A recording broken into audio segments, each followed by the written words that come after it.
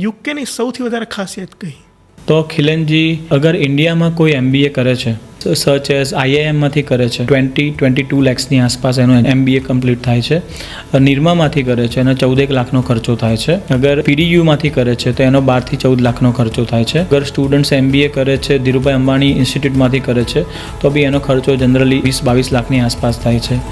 UK એક એવી country છે કે અગર તમે યુકેમાં જઈને MBA કરો છો તો પહેલું તો 1 વર્ષનું એજ્યુકેશન છે અને એની ફીસ છે એ બિટવીન 9 lakhs to 15 lakhs, જે ઇન્ડિયાની આ બધી ઇન્સ્ટિટ્યૂટ્સ છે એના કરતાં પણ ઘણી ઓછી છે.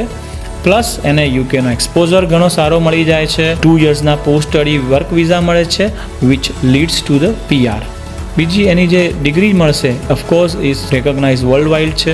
It is affordable, it's value for money. અગર જો MBA ઇન ફાઇનાન્સમાં જાય છે તો એની સ્ટાર્ટિંગ સેલરી અબાઉટ 50,000 to 60,000ની આસપાસ યરલી સેલરી હોય છે.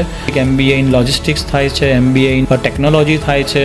આ બધા કોર્સમાં સ્ટાર્ટિંગ સેલરી બિટવીન 40,000 to 60,000ની સ્ટાર્ટિંગ સેલરી, વિચ મીન્સ ઇન્ડિયાના કરન્સી પ્રમાણે 45 lakhs to 70 lakhsની આસપાસ એની સેલરીઝ જાય છે.